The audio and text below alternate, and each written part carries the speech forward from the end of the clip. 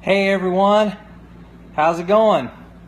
It's Tuesday, late afternoon, early evening, and I'm just about to wrap up my treatments for the day here in Montana. I just got on a bicycle and was able to ride the bike for 12 minutes while also intaking direct oxygen. It's a new machine and therapy that this doctor out here in Montana just got in actually yesterday, and so I got to use it for the first time today. It's pretty amazing. As I learn a little bit more about it exactly, I will post some details and share a couple of pictures for those of you that I'm sure will be interested. But anyway, I just wanted to jump on here while I'm taking a little break before I get my last therapy and treatment for the day, and just wanted to share a few thoughts around environment and the environments that we expose ourselves to, the environments that we're in on a consistent basis, and maybe thinking about environments that if we put ourselves in them, how it may change our perspective and our thoughts on life. You know, I was basically thinking about the fact that if you take a baby, let's say from China, and you bring them over to America, even though they were born and set up to learn how to speak Chinese, by being in an American home and that environment, they'll actually grow up learning how to speak English. And I think that's a beautiful analogy of how the environment that we're in influences us at such a deep level. So we can think about like the environment that we're in on a daily basis. What kind of environment are we in regards to our home and the environment and the space that we play a role in creating, and what kind of environment is being created by the other people in our family, our spouse if we're married, our children, or if we're in a different situation, those people that we live with. What's that environment like? What's our work environment like? Is it uplifting? Is it encouraging? Or is it more toxic?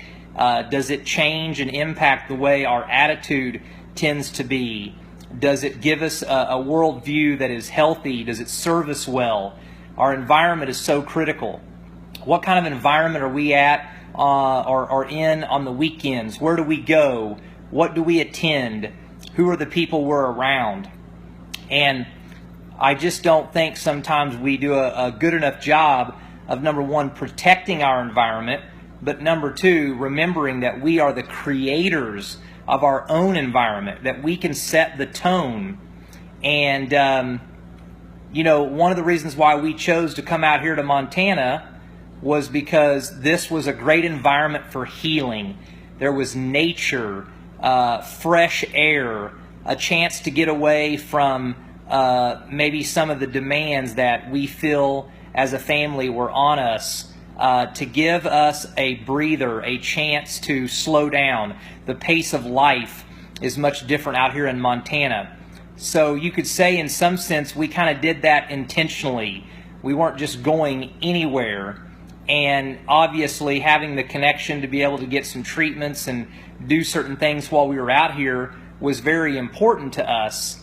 But environment.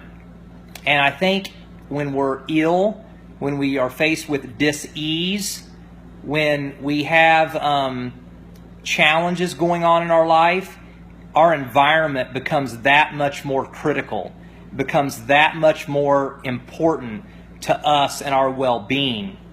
You know, a couple of months ago, I made a decision to change my environment on Facebook, and I removed myself from all Facebook groups.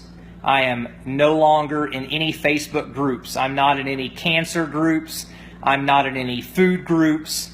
I'm not in any health groups, because for me, now they may serve many of you very well, so this is not a rant on get out of Facebook groups. I'm just giving you an example for me personally.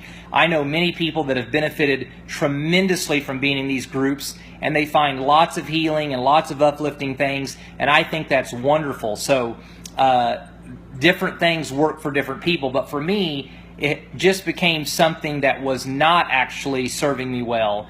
It felt like there was more arguments going on, that it created more confusion for me, and that I wasn't able to just be free like I am on my own personal wall in my own personal space to share everything that I wanted to share, or to think the way I wanted to think, or to just have an ebb and flow to this journey, this adventure, this process of what I was learning, what I was going through. And that's not to say that there's anything wrong with these groups or anything at all. So I just decided for me that was an environment that I didn't want to continue to be in at this time. I may decide later on down the road that I want to be in those groups. Heck, I may even start my own group. Who knows? But right now, that has been a great decision for me. And it basically just freed me up from some things that were starting to bog me down, that was creating a little bit of stress, that was actually making me carry more weight than I needed to. And I just am very happy about that change in my environment, but I was intentional about that. You know, I was thinking today as I was sitting here with a couple that drives 2 hours one way just to get treated. And they're an older couple. She has lung cancer, and she's dealing with ascites just like I did. She's got a big extended belly. The good news is she hasn't been dealing with it near as long as I have. In their small town, the community got together and raised $12,000 for them. They're on Medicaid. Neither one of them can work. They don't have a lot. And this has allowed them, they found this doctor here in Montana. They were able to start driving over here. And because of what I shared with this doctor about this alpha lipoic acid making such a difference for me, he's already started this lady, on that as well. So we're just believing her ascites is going to go away. All the treatments that she's on is going to help with her lung cancer. But let me just share with you today that the husband was telling me about how 16 years ago he lost his 19-year-old daughter. Between the two of them and a couple of marriages, they have 7 children. And he lost her to chemotherapy. Yeah. She took a vaccine. I'll have to remember exactly which one it is. When I see him tomorrow, I'll ask him and I'll post it in this thread. That caused a medical condition, an issue. She got diagnosed with something. It wasn't cancer. Anyway, she was scared. She didn't call her dad. Anyway, she got rushed in to chemotherapy, and before her dad even found out or knew what was going on, they had given her 4 chemo treatments. Anyway, it caused a major infection, caused an issue in her heart, and she died. Folks, she didn't even have cancer. He said, Ryan, I'm still angry about it. He said, I find that these people are soulless. He said they operated in fear, manipulation. It was like a matter of like 72 hours. They were rushing her into chemo. She had time. Chemo killed her. It wasn't even for cancer. And the reason she was even sick was because of a vaccine. She was 19 years old, barely old enough to even understand what to do. Nobody was telling her to get in touch with her dad, her parents. Folks, if you don't think that the environment of doctors and Western medicine and the total nonsense and fucking bullshit that goes on every day, you need to get yourself in an environment so you can see it for real. No, I don't want you to get cancer. And no, I don't want you to have to go through what I'm going through. But if you need to take a day out of your week or your month or your year or multiple days and find a naturopathic clinic in your area and go sit your ass down amongst a bunch of patients, cancer patients, Lyme patients, people dealing with real stuff, and just sit there and talk to them and ask them about their story and let them tell you about the reality of their meetings with doctors and oncologists and what's going on.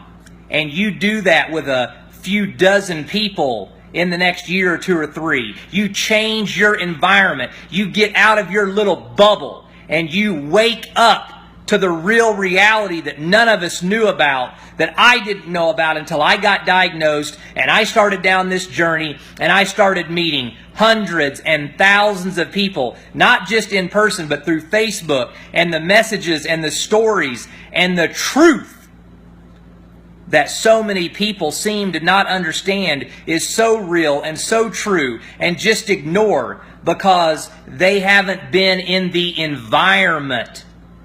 Go get yourself in the environment now and learn the truth and do something about it. The greatest cure on the planet is prevention. But as long as we're not in the environments that reveal the real stories and the real truth, like this devastating one I just shared, and we stay in the environment of television and media and commercials and a bunch of sheep out here, the masses just taking whatever the white coat person says and not ever using their brain or thinking or coming up with ideas or having common sense, then guess what? These same tragic stories will continue day in and day out. And yet most of us will act like it's not going on, because we stay in our own little environment, our own little bubble, and we just take everything for granted. Oh, it must be true. Oh, it must be good. Oh, there's just nothing we can do. Oh, I guess, we're just at a place where more people are dying. Well, I guess just everyone gets cancer, right? Folks, environment, it matters. And I'm telling you guys, as crazy as it may sound, I am so thankful that I've gotten to be in the environments I've been in these last 10 months. I am so thankful for the environments I'm going to continue to put myself in, because it's changing my worldview, it's changing my perspective, it's enlightening me to the reality and the truth of what's really going on.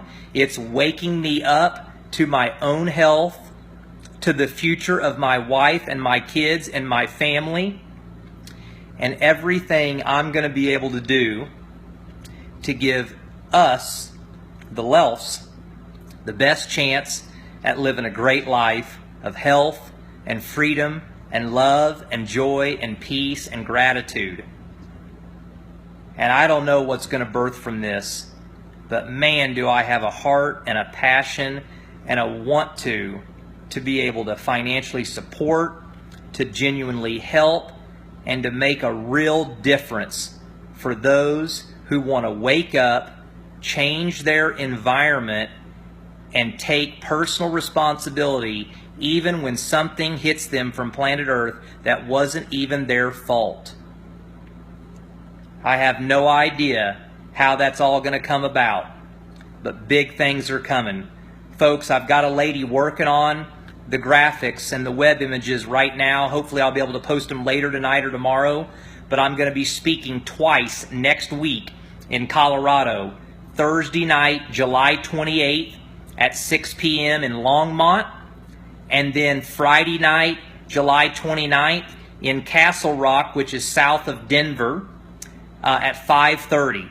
I'm going to have web images with flyers, details, times, address, locations, events, everything put out there on Facebook. Please share it. Please tag. Please spread the word. We want as many people as possible to be able to come to these two events and these gatherings. They're free of charge. Obviously, if you feel led to donate or you want to help with expenses, cost, all of that, that's wonderful, but there's no cost to come. Send people, come yourself. You're going to be inspired. I'm going to share some observations, some tips, of course, my story and the most powerful thing I've ever learned in my life. So I'm so looking forward to that, and I'm just, I don't know. I'm emotional. I'm moved. I'm alive. I love life. I love you all, and I just want to continue in the unforced rhythms of grace, with an identity secure in who God says I am, and I just want to see what unfolds as I take part in the evolution of creation, and what can we all do together? What difference can we make? How can we empower each one of us to take ownership, to live fully alive, to unconditionally love, accept, support, and encourage ourselves and others, to love ourselves, to like ourselves, to embrace the messiness and all the crazy shit that happens to us all, right? And just keep on trucking, moving forward. All right, guys, I'm out. Wisdom from the recliner. This time, though, in Montana, in a different recliner, Volume 12, Environment. I'll see you next time, everyone. Talk to you soon.